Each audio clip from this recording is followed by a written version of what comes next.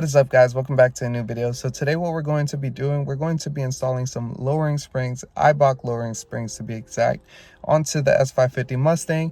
And yeah, these I actually previously had on the 2015 model I had, and now with this 2018 model I got, I am going to be slapping them on. I already know how they're gonna look. They look amazing. I previously had them and I love them a lot. No issues either, so I definitely am going to go for them again, and then obviously swap over to coilovers later on down the road, because of the plans I have for the car. So hope you guys stay tuned for that, because there is a lot planned for this car, and in the couple of weeks coming up, we're gonna have a lot of content coming out, because I have a lot of things in store for the car. So I hope you guys enjoy the video today, and make sure you guys also subscribe, turn on post notifications, and like the video. I'll highly appreciate that. And yeah, let's get right into this video. So what we are going to be doing is, I already got the wheels off of the car, which those are 21 millimeters. But now what we're going to be doing next is taking off the brakes. But this is the main strut component that we are going to be taking off. Here are the new babies that we're going to be slapping on. I already got them mounted on some struts, some shocks. But all right, let's get this brake caliper off and this rotor, and then after we'll loosen this bolt right here, which that is going to be, I'm pretty sure, also a 21. If not, it's going to be a 15/16. So I'll double check and I'll put it right here. But yeah, let's get right into this.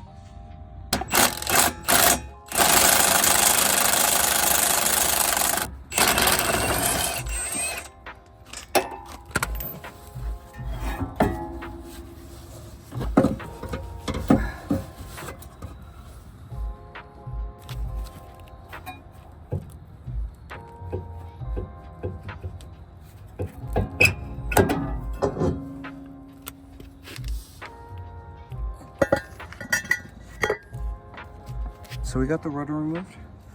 Now what we're going to be removing is this sway bar link right here. And this sway bar link is 18 millimeter. That's how we will be taking it off. So 18 millimeter and a 17 millimeter wrench on the back of it. Now we got the sway bar link bolt removed. We are going to be removing these bolts now for the strut itself.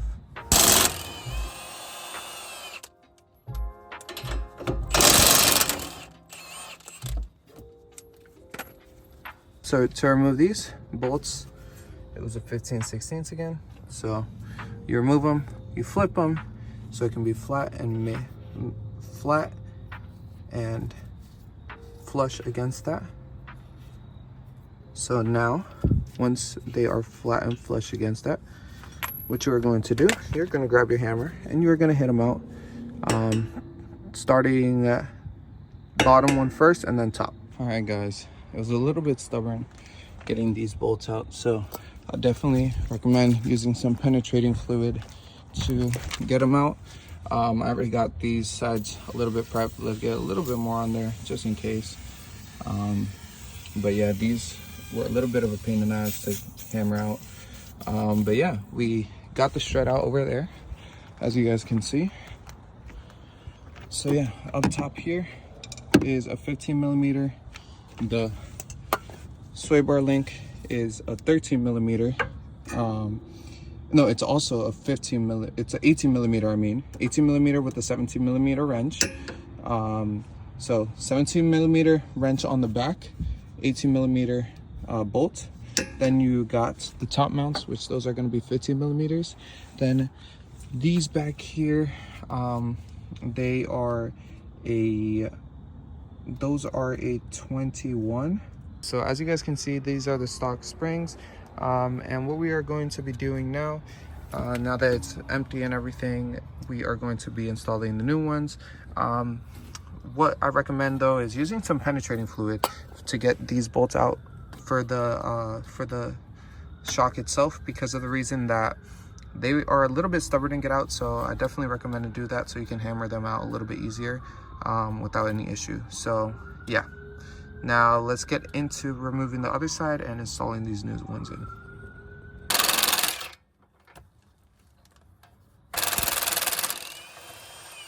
Perfecto.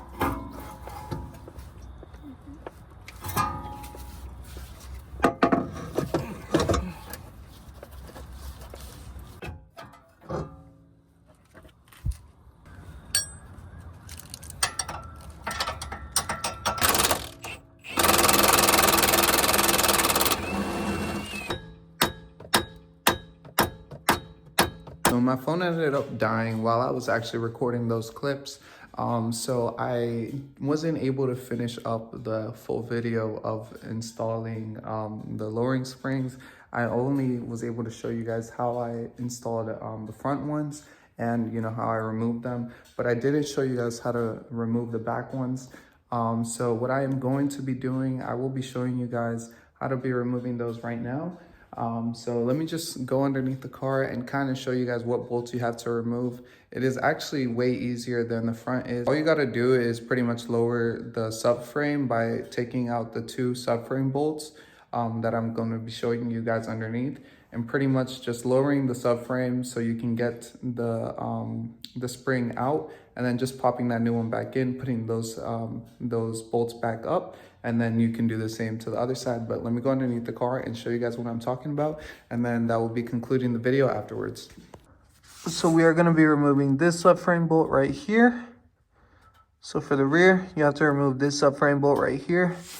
That is on the inside of the driver's side and inside of the passenger side. And then you will go on this side and remove this subframe bolt right here that is next to the spring. That one right there. And that one you will also be removing. And those, I will put the size of those right there. But I am pretty sure those are 21. But yeah, to remove the rear is pretty much just lowering those, and then you'll be able to get those out. Also, don't forget to take the shocks off and remove the shocks from the very top of the chassis. But after you remove it from the top of the chassis, just remove these 2 bolts, and then yeah, you'll be all set. And also, when you remove those back ones, make sure to also still undo the brakes and calipers off of it, because you can't really work around it.